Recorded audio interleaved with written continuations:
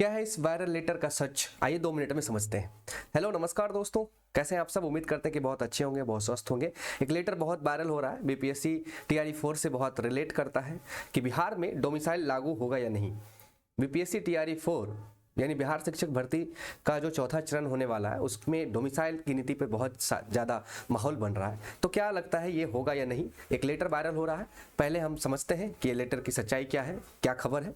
तो चलिए समझते हैं लेटर को। पहले लेटर कहता है कि बीपीएससी टीआरई 4 में डोमिसाइल लागू होगा कि नहीं होगा, इसके रिगार्डिंग एक लेटर वायरल हो रहा है। तो चलिए सच जानते हैं इस लेटर के बारे में। तो चलिए यहाँ पे पत्रांक है और शिक्षा विविध बिहार सरकार निगरानी विभाग सूचना भवन पटना के द्वारा ये लेटर हेड से निकला है।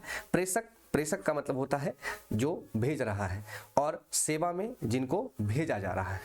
तो फ्रॉम माने जहां से लेटर निकला है, और टू जहां लेटर जाना है।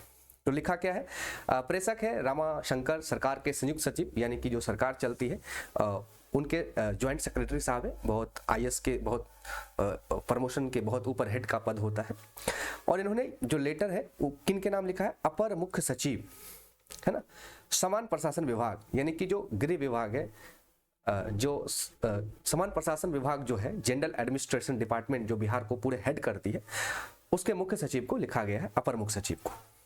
चलिए विषय क्या है, बीपीएससी टीआरई 4 शिक्षक बहाली में डोमिसाइल नीति लागू करने के संबंध में क्या लिखा है। महाशय, निर्देशानुसार उपर्युक्त विषयक ईमेल, यहाँ ध्यान देना है, यहीं से आपको पता चलेगा कि ये लेटर, ये साहब हैं, ये अपने मन से नहीं लिखे हैं, है ना। पहले तो समझ लीजिए कि सरकार की तरफ से ऐसा कोई पहल नहीं है।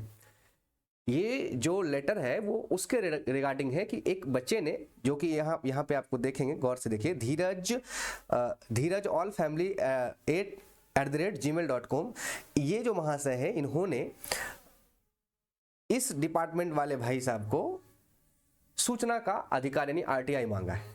तो आरटीआई मांगा, तो ये भाई साहब आरटीआई का जवाब नहीं दे करके इन्होंने समान प्रशासन को लिखा कि देखिए ये चीज हमारे अंडर की है नहीं, ये आप लोग के अंडर का है, इसलिए इन साहब का जवाब देना है।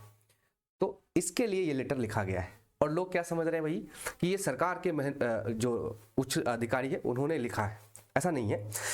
देखिए यहाँ साफ लिखा है कि ये जो ईमेल है, ये भाई साहब से प्राप्त परिवाद पत्र की छाया प्रति आवश्यक कार्यवाही हेतु भेजी जा रही है। यानी परिवाद पत्र की छाया प्रति का मतलब ये हुआ कि इन्होंने आरटीआई दायर किया है, ठीक है, और उसमें ये इन्होंने पूछा है कि क्या डोमिसाइल नीति लागू करना है या नहीं है, क्या जानकारी है, ये जानकारी लेने की कोशिश कर रहे हैं।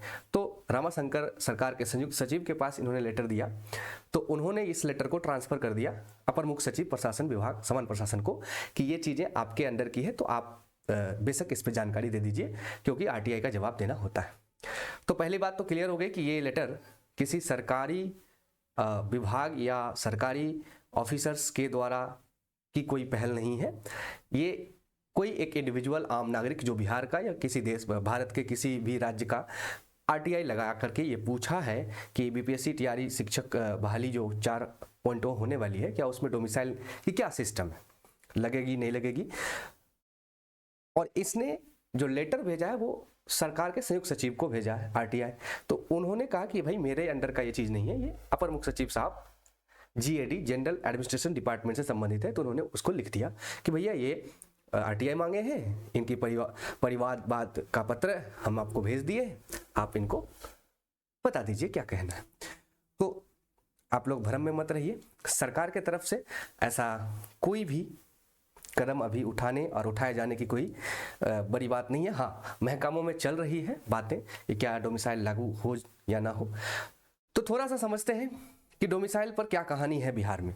तो देखिए, सबसे पहले जब 2023 में नियमावली बनी थी तो डोमिसाइल थी, बिल्कुल थी, नियमावली में डोमिसाइल थी। लेकिन उस समय लोकसभा का चुनाव था और इंडिया गठबंधन में नीतीश कुमार का बड़ा अच्छा प्रभाव था। तो इन्होंने क्या किया, डोमिसाइल अपने राजनीतिक महत्वाकांक्षा को देखते हुए डोमिसाइल नीति को हटा दिया। और फिर बाद में क्या तर्क दिया गया कि ये संविधान के खिलाफ है। तो भैया जब संविधान के खिलाफ था तो आप नीति में लाए ही क्यों, ला करके फिर टीआरई 1 की बहाली आई, फिर उन्होंने हटा दिया। तो यहां कुछ तो झोल है। अब संवैधानिक प्रावधान अगर आप हमारे कॉन्स्टिट्यूशन में देखेंगे तो एक अनुच्छेद आपने पढ़ा होगा, अनुच्छेद 16, जो कहता है कि भारत के किसी भी नागरिक को नौकरी में भेदभाव नहीं करेंगे, नियोजन में कोई भेदभाव नहीं होगा। तो इसमें कई सब क्लॉजेज हैं, 16(1) है, 2 है, 16(3) भी है और 16(4) भी है। तो इन क्लॉजेज में भी ये ऐड किया गया है कि यदि राज्य सरकार चाहे या कोई भी सरकार या स्टेट चाहे तो अपने नागरिकों को कुछ चीज़ों के लिए आरक्षण कर सकती है, सीटों को आरक्षित कर सकती है। ये सारी व्यवस्था की बात इसमें कही गई है, इसमें कोई डाउट नहीं। तो इसका हवाला दे करके इस सब क्लॉज को ऐड करके सरकार डोमिसाइल नीति लगा सकती है, ये बात सही है, अगर सरकार की अपनी दृढ़ इच्छा शक्ति और मनसा हो तो। नहीं तो ऑल इंडिया को खोल के रखिए तो अच्छी बात है। और आरटीई, राइट टू एजुकेशन, 2009 का वही कानून आया था, और सर्व शिक्षा अभियान 2009 भी ये कहता है कि स्टेट अपने राज्य के सभी स्कूलों में सभी बच्चों को शिक्षा उसके अपनी मातृभाषा में दे। तो उस स्टेट को शिक्षा देने के लिए मातृभाषा में उस स्टेट के ही शिक्षक भर्ती होंगे। तो कहने का आरटीई और एसएसए भी इंडिकेट करता है कि आप डोमिसाइल नीति का पालन करिए। इसी का पालन करते हुए अदर स्टेट में, जैसे कि आप देखेंगे झारखंड हो गया, उत्तराखंड हो गया और अभी हाल फिलहाल में मध्य प्रदेश है, इन राज्यों ने डोमिसाइल नीति लगाया है। लेकिन हमारा बिहार बहुत दिलदार राज्य है और ये पहले डोमिसाइल नीति लगाए, फिर हटा दिए और पूरे ऑल इंडिया के लोगों को बुला बुला करके टीचर बना रहे हैं, जिसमें बहुत सारे लोग फर्जी हैं, बहुत सारे लोग डोमिसाइल फर्जी बना ले रहे हैं, बहुत सारे लोग फर्जी सर्टिफिकेट लेके आ गए हैं, खास करके यूपी के, भाई यूपी और अन्य राज्यों के लोग भी आ चुके हैं। तो सरासर ये सही नहीं है, सरकार को इस पर गहराई से सोचना चाहिए। और संवैधानिक प्रावधान है तो उसके प्रोज एंड कॉन्स भी हैं, और जहां आपको उसकी छूट मिली है उसका इस्तेमाल करके आप कैबिनेट से, विधानसभा से पास करा सकते हैं रूल्स को और डोमिसाइल लगा सकते हैं, और लगानी चाहिए, ताकि बिहार के बच्चों को बिहार की भाषा में, बिहार की मातृभाषा में शिक्षा मिले। और खास करके बिहार एक लैंडलॉक राज्य है और यहाँ औद्योगिक क्षेत्र है भी नहीं, तो रोजगार का एक साधन भी नौकरी है, तो ज़्यादा से ज़्यादा बिहार के बच्चों को रोजगार मिले, यह भी सही बात है। क्योंकि अन्य राज्य दे रहे हैं, झारखंड दे रहे हैं, उत्तराखंड दे रहे हैं, मध्य प्रदेश दे रहे हैं, तो फिर बिहार भी दे सकता है। तो ये छोटा सा लेक्चर्स आप समझ पाए होंगे कि क्या कहानी है। ऐसे ही हेल्पफुल वीडियो और लेक्चर्स को सुनने के लिए, देखने के लिए हमारे चैनल को सब्सक्राइब कर लीजिए, बेल आइकन को हिट कर लीजिए, और अपना और अपनों का ख्याल रखिए। मस्त रहिए, स्वस्थ रहिए। मिलते हैं किसी नेक्स्ट अगले इंफॉर्मेटिव वीडियो में, तब तक के लिए जय हिंद,